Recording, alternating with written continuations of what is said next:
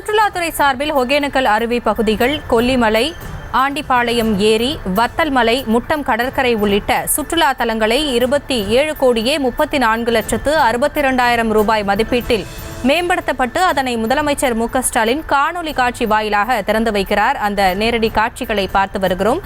சுற்றுலாத்துறை சார்பில் மேம்படுத்தப்பட்ட சுற்றுலா தலங்களை முதலமைச்சர் மு.க.ஸ்டாலின் காணொலி காட்சி வாயிலாக திறந்து வைக்கவிருக்கிறார்.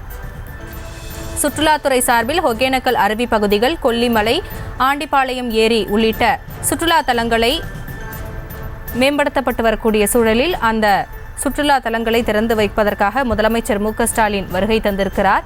விவரங்களோடு இணைகிறார் செய்தியாளர் ராஜேஷ். இந்த விழா குறித்தான விவரங்கள்.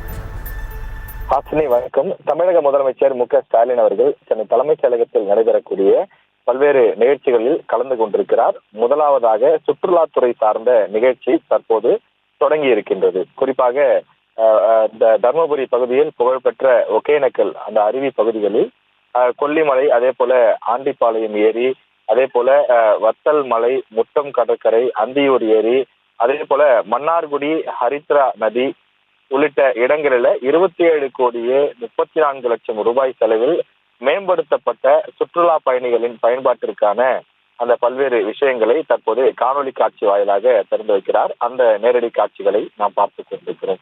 அது மட்டும் இல்லாமல் இன்றைய தினம் பல்வேறு துறை சார்ந்த நிகழ்ச்சிகள், குறிப்பாக பதிவுத்துறை சார்பில் நிகழ்ச்சி உள்ளிட்ட பல்வேறு விஷயங்கள் நடைபெற இருக்கின்றது.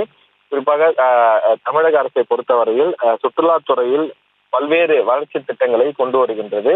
இந்த 3 ஆண்டுகளில் பல விஷயங்கள் மேம்படுத்தப்பட்டிருப்பதாக தமிழக அரசு சார்பில் ஏற்கனவே அறிக்கையும் கொடுக்கப்பட்டிருக்கிறது. இந்த நிலையில் ஏற்கனவே முடிவுற்ற திட்டங்கள் மற்றும் முன்பு திட்டமிடப்பட்ட பல விஷயங்களுக்கு கூடுதலாக நிதி ஒதுக்கி அந்த இடத்தில் இன்னும் சுற்றுலா பயணிகள் அதிகம் பேர் வருவதற்கான ஏற்பாடுகளை தமிழக அரசு மேற்கொண்டு வருகிறது.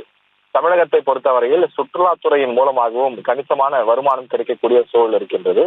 ஆனால் இன்னும் அந்த சுற்றுலாத்துறைக்கு தேவையான அந்த ஏற்பாடுகளை செய்து கொடுத்தால் வெளி மாநிலங்களிலிருந்து வரக்கூடியவர்களுடைய எண்ணிக்கை அதிகரிக்கும் என்ற அடிப்படையிலும் உள்ளூரிலே பல்வேறு மாவட்டங்களில் இருந்து வரக்கூடியவர்களுடைய அந்த எண்ணிக்கையும் கூடும் என்பதனாலே அதற்கு ஏற்ப பல்வேறு வசதிகள் தொடர்ச்சியாக முன்வைக்கப்பட்டு அவை பரிசீலனை அடிப்படையிலே நிதி ஒதுக்கப்பட்டு அவற்றை செயல்படுத்தக்கூடிய விஷயங்கள் நடைபெறுகிறது. எனவே இன்றைய தினம் நடைபெறக்கூடிய நிகழ்ச்சி அதனுடைய தொடர்ச்சியாகவே நடைபெறுகிறது. தமிழக முதலமைச்சர் மு.க.ஸ்டாலின் அவர் சென்னை தலைமைச் செயலகத்தில் இருந்தபடி காணொலி காட்சி வாயிலாக இந்த திட்டங்களை தொடங்கி வைக்கிறார். விவரங்களுக்கு நன்றி ராஜேஷ். செய்திகளை உடனுக்குடனும் துல்லியமாகவும் தெரிந்து கொள்ள சப்ஸ்கிரைப் பண்ணுங்க.